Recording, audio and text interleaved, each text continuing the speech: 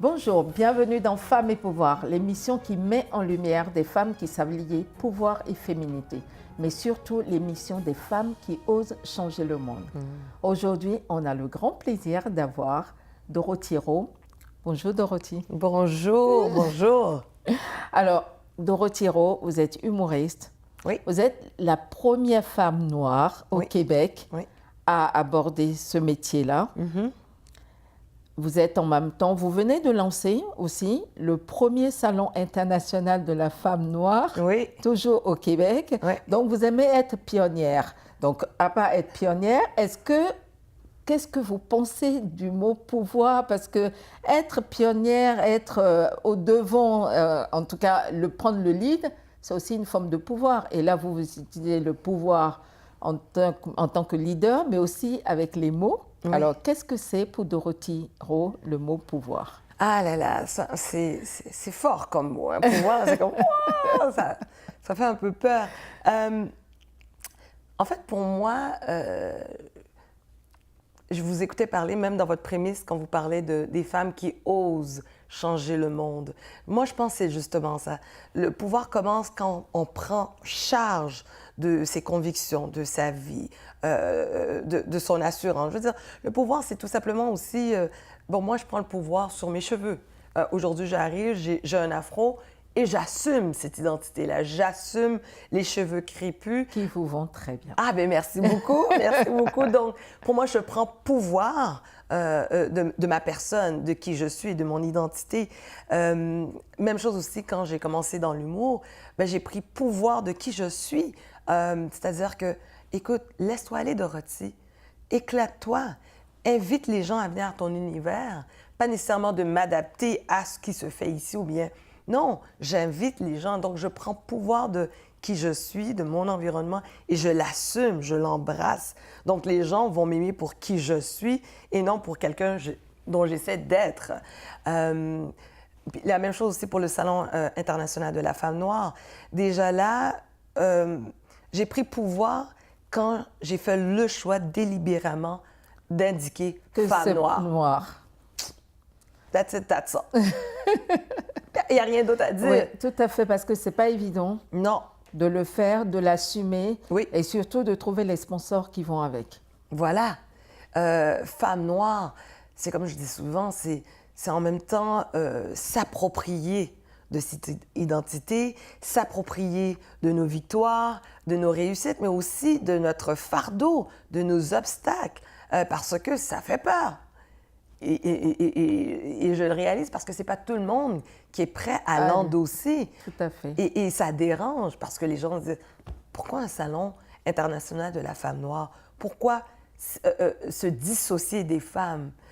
Pourquoi? » Et même, je reçois ce genre de commentaires-là, autant des gens qui ne sont pas nécessairement racisés, mais autant même au sein des Noirs. Absolument. Qui me proposent, par exemple, d'appeler ce salon-là, par exemple, je ne sais pas, moi, ça aurait pu être le salon des femmes Néfertiti.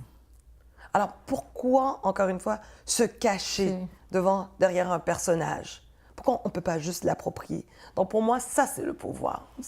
C'est d'assumer, c'est de s'approprier de quelque chose qui nous appartient, mais encore plus qui peut faire avancer, changer les choses, le monde, comme vous le disiez dans votre prémisse. Et donc, c'est aussi comme ça que vous avez décidé de monter sur scène, de dire, OK, je veux prendre le pouvoir aussi. J'ai pris pouvoir sur ma vie. C'est ça. Parce que en tant que femme, lorsqu'on se sépare d'une relation, il y a des femmes qui vont faire quelque chose de drastique. Il y en a qui vont se couper les cheveux, il y en a qui vont se teindre les cheveux. Bon, je parle beaucoup des cheveux. Il y en a qui vont déménager. Déménager ou... bon, ils ont une folie quelconque. Alors moi, ma folie, ça a été de me lancer en humour. Surtout que j'avais une amie qui avait semé cette petite graine-là dans ma tête, qui me disait toujours « Dorothy, tu devrais faire de l'humour, tu devrais faire de l'humour. » Donc, après ça, je me suis dit « Écoute, j'ai 37 ans. Je suis cadre dans une compagnie dans l'industrie pharmaceutique. Je suis maman. J'ai plus rien à prouver à qui que ce soit. J'ai envie de prendre possession de ma vie, de qui j'étais avant cette relation, c'est-à-dire cette fille conforme à ce que mes parents m'ont légué, avec la bienséance, fallait pas rire trop fort, tout ça. Donc, Là, je me suis dit, bon, là, j'ai plus rien à prouver, je vais m'éclater. Et pourquoi pas, oui, je vais aller faire de l'humour. Je prends possession de ma vie, de mes rêves. Qu'est-ce que j'ai envie de faire? Et ça ne vous a pas impressionné justement de vous dire, ben, il n'y a aucune femme noire qui le fait au Québec, donc comment est-ce que je me lance, par où je commence, à qui est-ce que je m'identifie? Comment ça s'est passé? Mais écoutez, moi je travaillais en ressources humaines, donc j'ai analysé le marché comme un emploi. C'est ça. Et j'ai tout simplement envoyé une lettre à l'époque au directeur de Juste pour rire. Je lui ai dit, ben, écoutez, je regarde votre paysage humoristique du Québec, ben, il n'y a pas de femmes noires. Donc moi je me propose. 2 semaines, je rencontrais le vice-président de Juste pour rire et c'est là que tout a commencé. Donc, on m'a ouvert les portes pour l'École nationale de l'humour où j'ai été prendre quelques cours d'écriture, de présentation d'un numéro. Et depuis le 6 avril, si je ne me trompe pas, 2010 ou 2011, la balle a été lancée. 6 mois après que j'ai monté pour la première fois sur la scène, je faisais la première de Boucard Diouf. Et depuis, ça n'a pas arrêté. C'est la galère. Donc, en fait, il faut oser. Si vous aviez un message pour des jeunes filles qui souhaitent faire comme vous leur diriez quoi? Le thème du salon est « N'aie pas peur, ose ». On a tous peur. Toute personne, on a toujours peur. C'est vrai! On a peur de sauter dans la piscine. Est-ce que l'eau est froide? Est-ce que c'est profond? On a toujours peur de plonger, de faire le saut. Mais il faut le faire. Parce que le moment qu'on fait le saut, on gagne de l'estime de soi, on gagne une confiance, puis c'est là qu'on voit toutes les opportunités qui s'ouvrent à nous. Puis c'est là aussi qu'on se découvre en tant que personne. Parce que moi, là, franchement, sincèrement, là, j'avais peur, puis je suis comme, oh, c'est moi qui ai pensé comme ça, c'est moi qui ai fait ça, OK. Je savais pas que j'avais tout ça en moi, mais je ne l'aurais jamais su si je n'avais pas fait le saut. Je n'aurais pas su aussi, je n'aurais pas su si je n'avais pas osé à rester ferme à mes convictions. C'est-à-dire comme quand j'ai eu des obstacles, par exemple, pour le salon, qu'on m'a fermé des portes parce que ces femmes noires, si je n'avais pas persisté, peut-être le salon ne serait même pas là. Ou bien peut-être le salon aurait un autre nom. Mais non, j'y croyais. Puis je me suis dit, on va oser. Et c'est pour ça qu'on donne ce thème-là, N'aie pas peur, ose, parce que toutes les femmes, ou toute personne, hein, on va dans un sens, avec un esprit inclusif, mais toute personne qui se lance, ben, tremble, a peur. Mais... Parce qu'on sort de notre zone de confort et que c'est... tout ce qui est l'inconnu fait peur en général, de toutes les manières. Exactement, exactement. Donc non, moi je me suis dit, il faut aller, il faut le faire. Il faut le faire pour moi, il faut le faire pour les autres aussi qui nous suivent. Donc non. Et est-ce que cette envie d'oser, enfin d'aller toujours de l'avant, ça, on voit bien que dans votre espace professionnel, OK, ça c'est acquis, mais est-ce que c'est la même chose dans votre espace personnel? Oui! oui! Même plus! Ah oui, mais moi, je pense à moi quand j'étais petite. Bon, je suis encore jeune. mais j'ai toujours été comme ça à l'école, au primaire. Je me suis jamais arrêtée. Surtout ici au Québec. Moi, je suis née ici, au Québec. Je suis d'origine haïtienne. Et quand j'étais plus jeune, ben, j'étais sujette à des propos discriminatoires, à des gens racistes. Et je ne suis pas restée dans mon petit coin, intimidée. Tu ne vois pas la mauvaise personne. Et surtout que c'est une force qui m'est venue de mes parents. Parce que mes parents me renvoyaient sur le front. Comme j'ai souvent dit, dans la culture, par exemple, haïtienne, ben, c'est la loi du talion qui règne. C'est-à-dire qu'on n'accepte pas qu'on nous frappe ou qu'on nous fasse quelque chose. Et que tu reviennes sans t'être défendu, ça, c'est pas possible.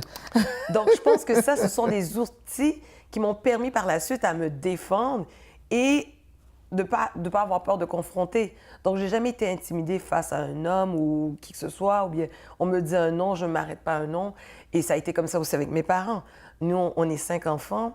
Et je pense que tous mes frères et sœurs vont vous le dire que c'est moi qui a été la plus rebelle. J'ai toujours... Vous êtes la dernière ou... Non, la cadette, la deuxième. La deuxième. La deuxième. Parce que ça, d'habitude, ce sont les benjamines qui font... Ah oui, mais les plus petits sont... La plus petite est plus rebelle. Mais j'ai pas été jusqu'au piercing. Excuse-moi, Jessica. Et tatou. Mais j'osais confronter mes parents et c'était quelque chose parce que dans notre culture, on réplique pas. On réplique pas. Donc, j'étais effrontée, mais toujours polie. Toujours polie. Et puis, et ça m'a aidée. Aujourd'hui, je suis maman, je vois mon fils.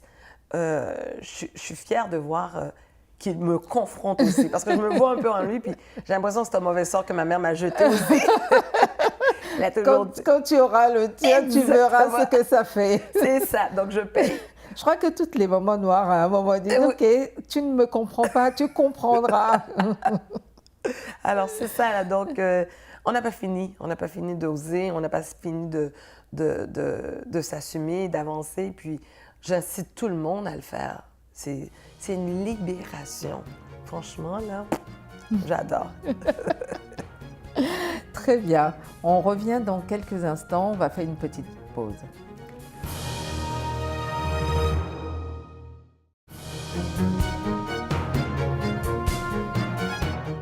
Nous sommes de retour avec Dorothy Rowe, notre première femme humoriste noire du Québec.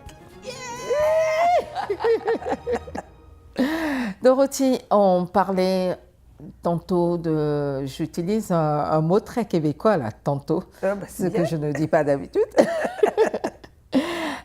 justement du fait d'oser.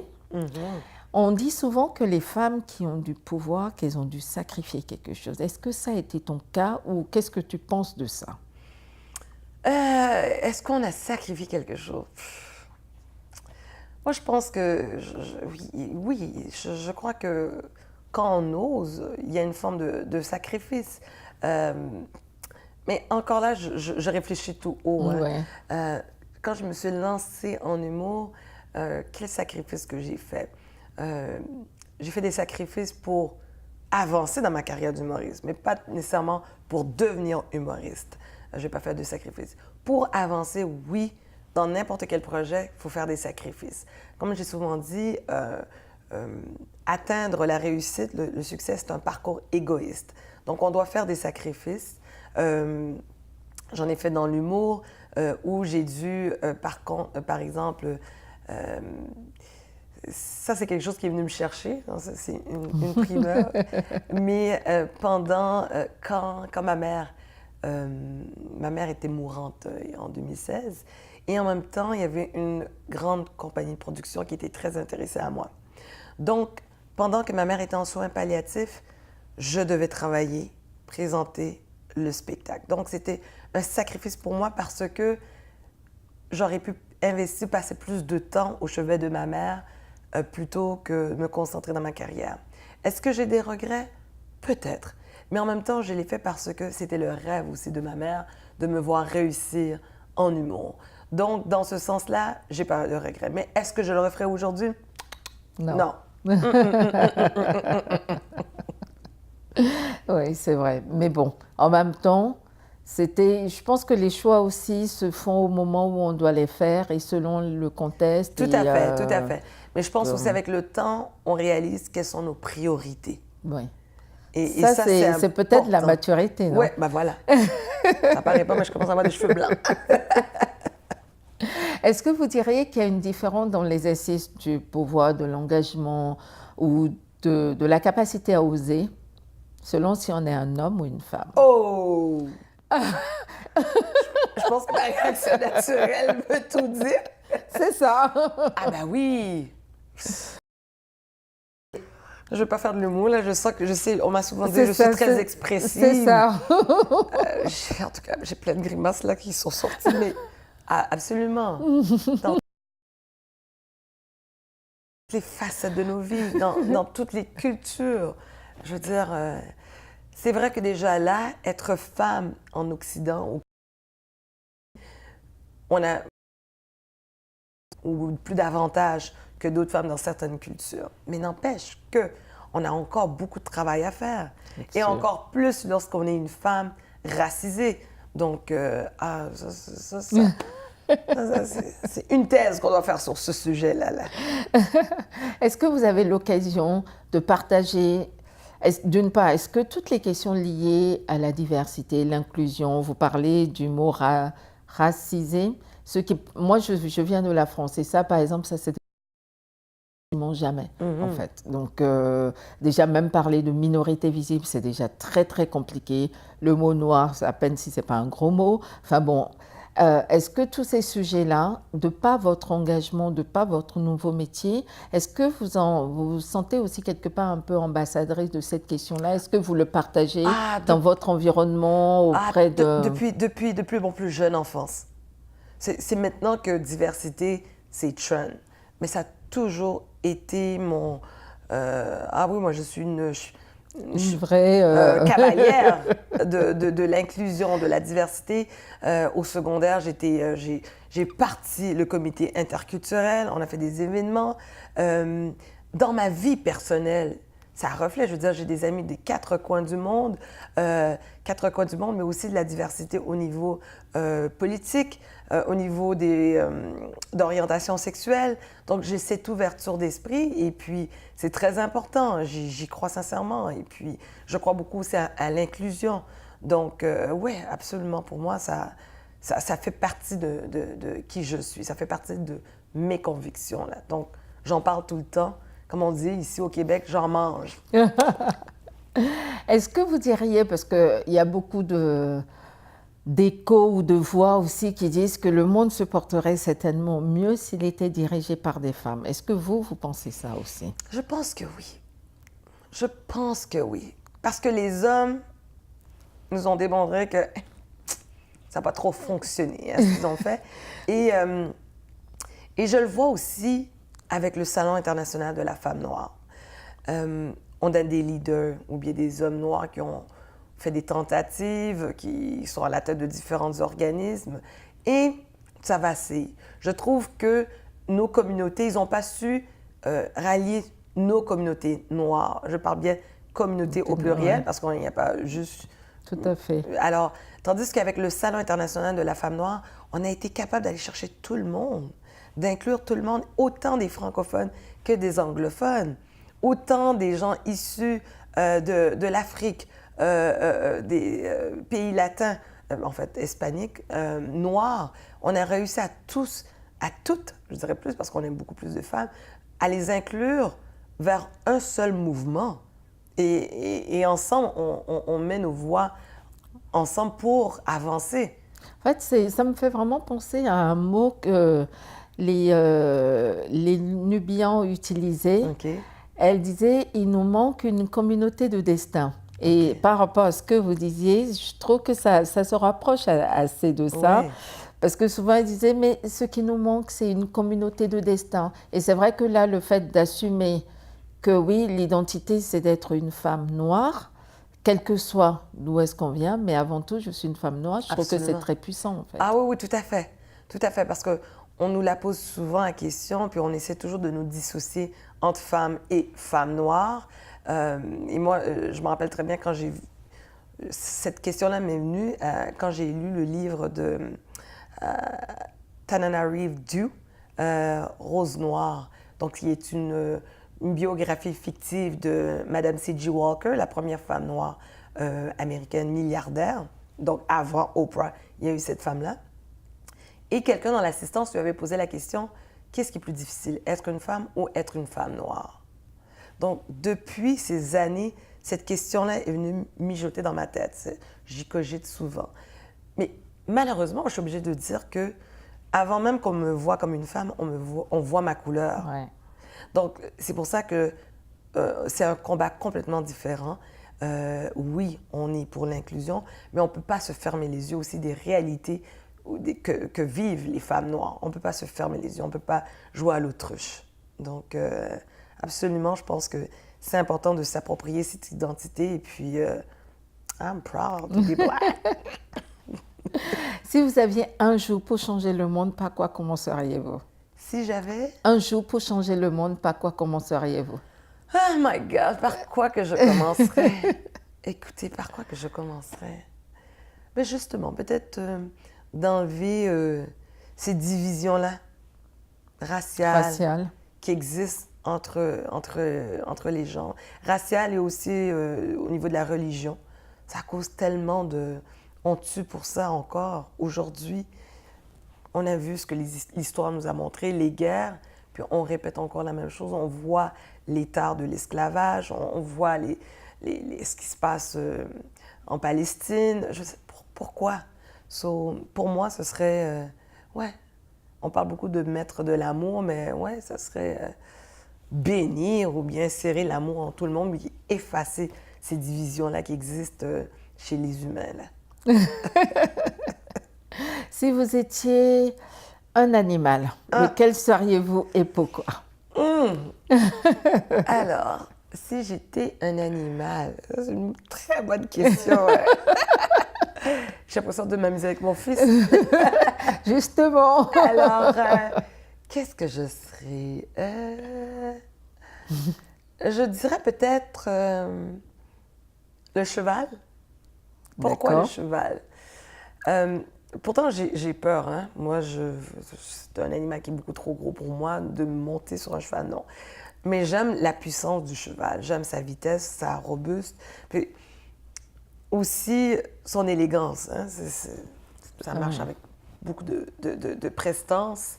Donc, peut-être je m'identifierais à un pur sang noir. Voilà. Et puis, il y a le derrière aussi. Hein? Oui, mais ça fait partie de l'élégance. Ça fait partie. Il y en a qui payent pour ça. Ah oui, hein? Même dans l'ancien temps, là, quand tu regardes dans le Moyen-Âge, là, on mettait comme un support pour montrer aux femmes qu'elles ont... C'est ça. Tandis que nous, c'est naturel. Oui. C'est biologique, organique. Si une petite fille regarde cette entrevue et déclare « Quand je serai grande, je voudrais être Dorothy Rowe », vous lui diriez quoi? En fait, je vais répondre une fois à ce que mon fils a dit. Lui, il veut être lui-même, marcher dans ses propres pas. Alors moi, je dirais tout simplement à cette fille-là, sois toi-même. Trace ton histoire, fais-toi confiance, ose, n'aie pas peur, ose. Mais tu as une histoire aussi, peut-être tu seras un jour quelqu'un d'autre. En préparant cette rencontre, on vous a demandé de venir avec un objet, quelque chose qui pour vous symbolise le pouvoir ou la féminité. Est-ce que vous nous avez apporté quelque chose? Ou est-ce que vous avez pensé à quelque chose? Oui. Je traîne toujours une photo de ma mère avec moi, ou souvent je porte un bijou qui appartenait à ma mère. Mais sur mon cellulaire, c'est la photo de ma mère, pour moi qui est le symbole du pouvoir et de la féminité. Ma mère, c'était une femme coquette et j'étais fière de montrer à tout le monde que c'était ma mère. Et j'ose espérer... En fait, c'est un legs qu'elle m'a donné, vraiment le souci de l'apparence, comment se tenir. Une fille doit croiser les jambes. Tu peux pas rire de telle manière en public. Tu dois savoir comment te tenir. Mais aussi, quand on parle de pouvoir, oui, ma mère, c'est une femme qui était une femme monoparentale, mais qui a toujours gardé sa dignité, qui a toujours gardé la tête haute et puis qui s'est sacrifiée pour donner le meilleur à ses enfants. Donc, aujourd'hui, moi, je fais la même chose. Je me sacrifie pour donner le meilleur à mon enfant et s'assurer que demain, qu'il ait des bagages en main pour avancer dans la vie. Très bien. Merci beaucoup, Dorothée. Notre entretien touche déjà à sa fin. Oh! On a du plaisir. En tout cas, vraiment, merci beaucoup. Ça fait plaisir. Ça a été un moment, on n'a pas vu le temps passer, donc je suis vraiment ravie. C'est réciproque, c'est vraiment réciproque. Et on va se voir la semaine prochaine au Salon international de la femme noire. Oui, comme disent les Arabes, Inch'Allah. Si cette émission vous a plu, n'hésitez pas à aller visiter notre site internet www.femmeetpouvoir.org ou alors à aller visiter tous nos réseaux sociaux, que ce soit sur LinkedIn, Facebook, Instagram. Likez, partagez ou faites-nous vos commentaires. Merci beaucoup. À bientôt.